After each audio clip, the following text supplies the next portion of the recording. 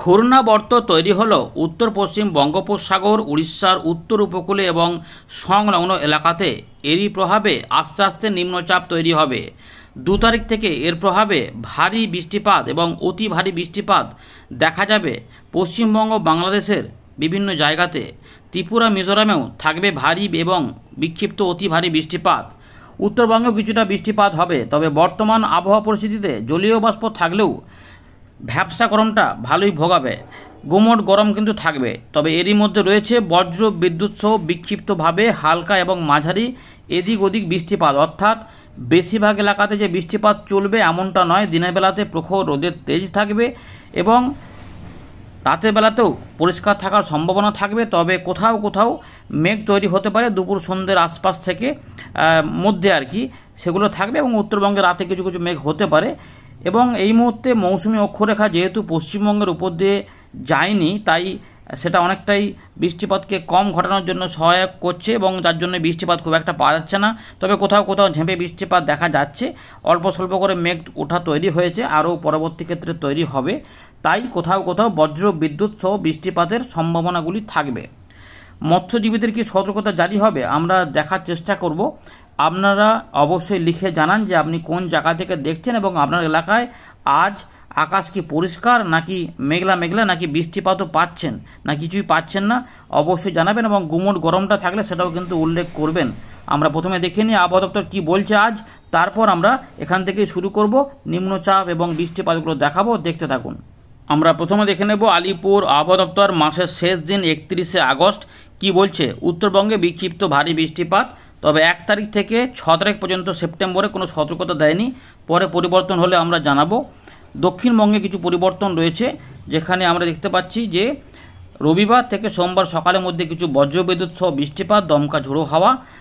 আর 2 তারিখে কোনো 2 তারিখ নয় 1 তারিখ 1 সেপ্টেম্বর মাসের শেষে প্রথম দিনে অর্থাৎ সোমবার সেরকম কোনো সতর্কতা নেই এবং সেদিনের সতর্কতা কমই আছে। তবে ওই দুপুরবেলার পর থেকে সতর্কতা আস্তে আস্তে তৈরি হবে এবং রাতের দিকে বৃষ্টিপাত আসবে, যদিও সেগুলো ত্রিপুরা, মিজোরাম বা বাংলাদেশের দিকে ভারী বৃষ্টিপাত ঘটাতে পারে। প্রথম দিকে ওদিক থেকেই বৃষ্টিপাত ঢুকবে গাঙ্গেয় পশ্চিমবঙ্গে, যেটা 1 তারিখ রাতের পর থেকে শুরু হতে পারে। তাই 2 তারিখ এবং 3 তারিখে বজ্র বিদ্যুৎ সহ বৃষ্টিপাতের কথা বলেছে। আপাতত এখনও পর্যন্ত ভারী বৃষ্টিপাত হবে কিনা সেটা জানায়নি, তবে সম্ভাবনা থাকছে, এখানে কিছু পরিবর্তন হতে পারে। 4 তারিখ পর্যন্ত বৃষ্টিপাত টানতে পারে কিছুটা। 5 এবং 6 সতর্কতা না থাকারই ব্যাপার, এখানে যেরকম বলা রয়েছে সেরকম হয়তো হতে পারে।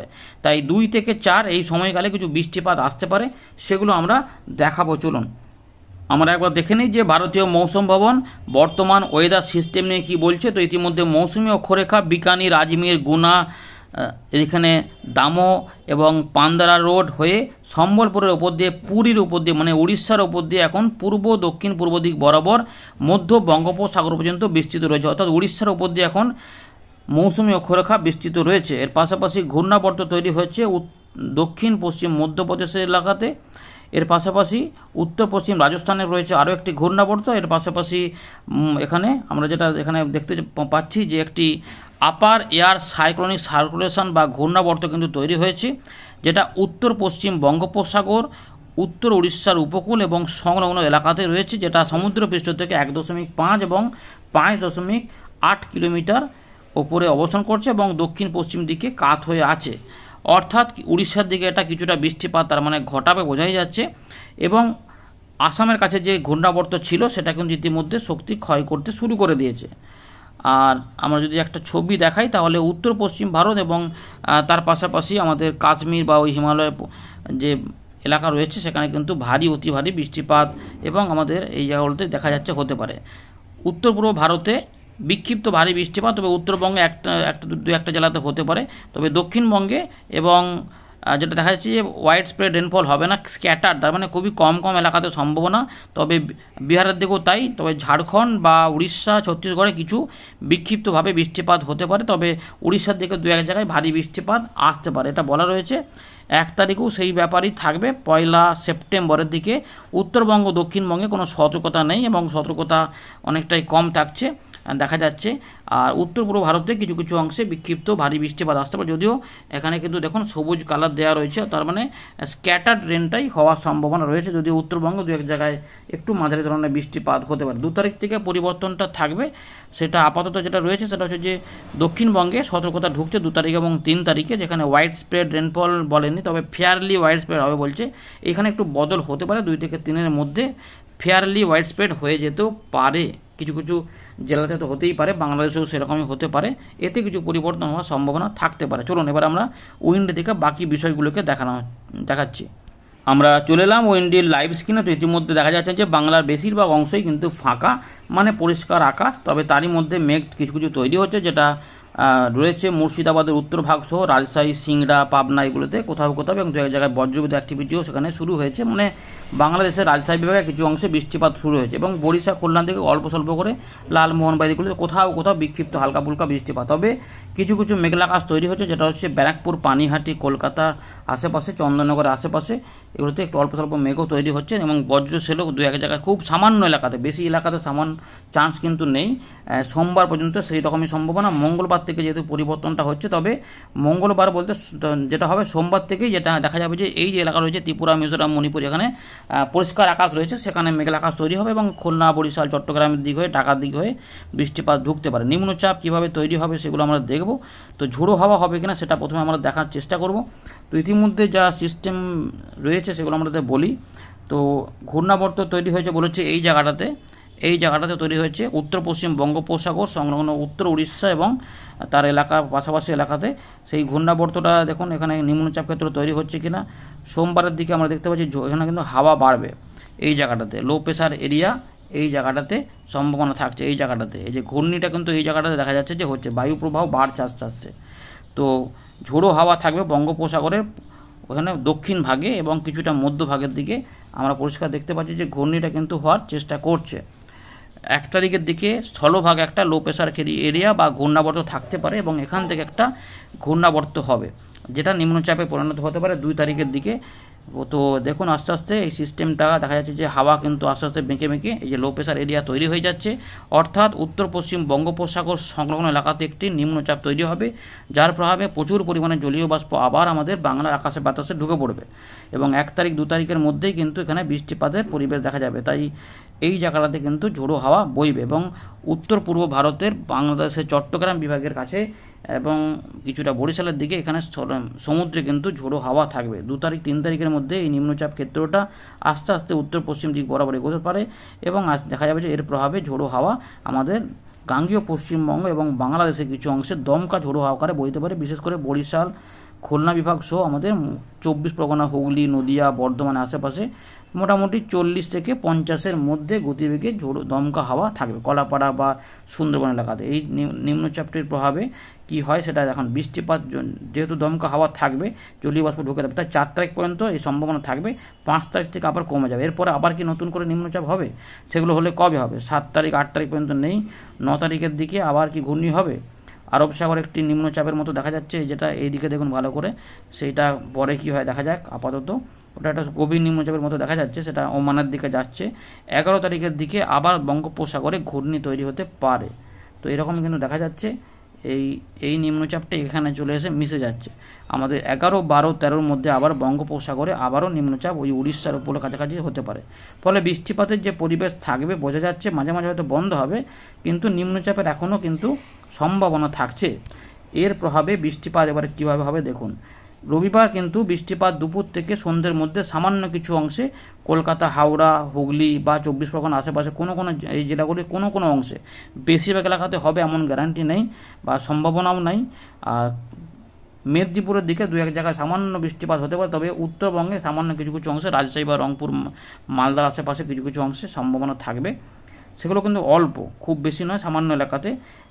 এই যে ভালো করে যদি চিত্রটা দেখেন তাহলে ঠিক এই রকম একটা চিত্র বেরোচ্ছে। তার মধ্যে বরিশাল, খুলনার দিকে কিছু কিছু, দক্ষিণ ঢাকা বিভাগের দিকে সম্ভাবনা থাকবে, এগুলোতে অল্প স্বল্প বৃষ্টিপাত বেশি থাকবে এমন নয়। তবে উড়িষ্যার দিকে বৃষ্টিপাত কিছুটা থাকবে, যেহেতু ঘূর্ণাবর্ত ওখানে তৈরি হয়ে গেছে। এবারে রবিবার রাত থেকে সোমবার সকালে বৃষ্টিপাত সেভাবে কিছু নয়, তবে ত্রিপুরা, মিজোরাম বা এখানে চট্টগ্রাম বিভাগের কিছু কিছু এলাকা, উত্তর ভাগে, ঢাকার আশেপাশে, সিলেটের আশেপাশে কিছু কিছু অংশে বিক্ষিপ্ত হালকা এবং দু এক জায়গায় মাঝারি বৃষ্টিপাত হতে পারে, তবে বেশি বৃষ্টিপাত হবে এমনটা আশা না করাই ভালো। 1 তারিখ থেকে পরিবর্তন হবে, দুপুরবেলার পর থেকে পরিবেশ বদলটা হবে 1 তারিখ থেকে, সোমবার থেকে, যেটা হবে উত্তর পূর্ব ভারত সহ বাংলাদেশে পূর্ব দিক থেকে আস্তে আস্তে এখানে বৃষ্টিপাতের পরিবেশ মায়ানমারের দিক থেকে ঢুকবে। এটাই কিন্তু রাত থেকে সকালের মধ্যে এই জায়গাতে বৃষ্টিপাত কিছুটা বাড়িয়ে ফেলে দিয়ে এদিকে প্রবেশ হতে পারে, সেই সম্ভাবনা এখনও রয়েছে। দেখুন রাত হয়ে গেল, রাতের পরেই আমরা দেখতে পাচ্ছি রাতের দিক থেকেই এই মিজোরাম বা ত্রিপুরা, দক্ষিণ আসাম, ময়মনসিংহ সামান্য একটু বললাম, সিলেট, ঢাকা, কুমিল্লা, চিটাগং, বরিশাল, এই যে এগুলো ধরে বিভাগগুলিতে বৃষ্টিপাত হবে। সামান্য কিছু বৃষ্টিপাত দক্ষিণবঙ্গে তৈরি হবে জলীয়বাষ্প থাকার জন্য রাতের দিক থেকে সকালের মধ্যে, তাই এই দিকগুলোতে ভারী বৃষ্টিপাত শুরু হয়ে যাবে। দু এক জায়গায় অতি ভারী হবে। দেখুন ভালো করে, কক্সের বাজার রয়েছে, চিটাগং রয়েছে, মহেশখালী, কুতুবদিয়া, ফটিকাছড়ি, সন্দ্বীপ, হাতিয়া, মতিরহাট, সেনবাগ, রায়পুর, চাঁদপুর, মাদারীপুর, বরিশাল, পিরোজপুর, লালমোহন, খাগড়াছড়ি, সেনবাগ, বেলোনিয়া, দক্ষিণ ত্রিপুরা, মধ্য ত্রিপুরা, পশ্চিম ত্রিপুরা এবং উত্তর ত্রিপুরার দিকেও থাকবে। উদয়পুর, অম্বাসা থেকে শুরু করে শিলচর বাজার, মগিয়াবাড়ি, বেলোনিয়া, থাকার পাশাপাশি খোয়াই, ধর্মনগর, কুমারঘাট, এগুলো বৃষ্টিপাত থাকবে। এবং তার পাশাপাশি ময়মনসিংহ, সিলেট হয়ে ঢাকা বিভাগ হয়ে খুলনা, বরিশাল হয়ে এরা আমাদের দক্ষিণবঙ্গের পূর্ব দিকে প্রবেশ করবে, যেগুলোর ফলে উত্তর দক্ষিণ 24 পরগনা, নদিয়া, হুগলি, মুর্শিদাবাদ এদিক হয়ে পশ্চিম দিকে আস্তে আস্তে বৃষ্টিপাত ঠেলে আসবে, যার ফলে এদিকে ধীরে ধীরে আসবে। সুতরাং এই জায়গাতে দেখুন চট্টগ্রামের দিকে এখানটাতে ভারী, অতি ভারী, প্রবল বর্ষণ হতে পারে, তাই এই জায়গাগুলোতে অনেকটা মিলিমিটারে ভাসাতে পারে।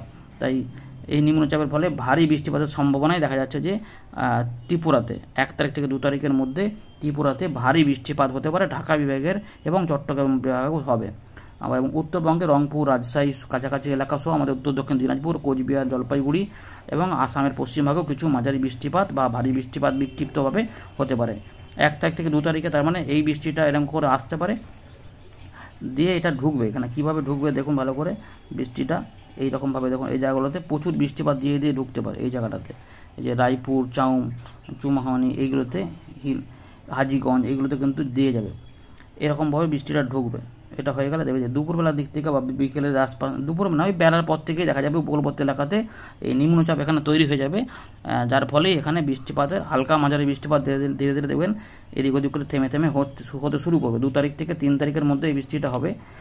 আমাদের এখানে মোটামুটি বেশিরভাগ অংশে হালকা এবং মাঝারি বৃষ্টিপাত, 2 এক জায়গায় মাঝারি ভারী, আর সামান্য একটা সম্ভাবনা থাকছে যে বিক্ষিপ্তভাবে ভারী বৃষ্টিপাতও কিছু কিছু অংশে চলে আসতে পারে। সেটা 24 পরগনা হতে পারে বা পুরুলিয়া, বাঁকুড়া, পশ্চিম বর্ধমান ওই সাইডগুলোতেও কোথাও কোথাও দিতে পারে। 2 থেকে 3 তারিখের মধ্যে মূলত এই জায়গাগুলোতে বৃষ্টিপাতটা সবথেকে বেশি থাকবে এবং ঝাড়খণ্ডেও বৃষ্টিপাত হবে।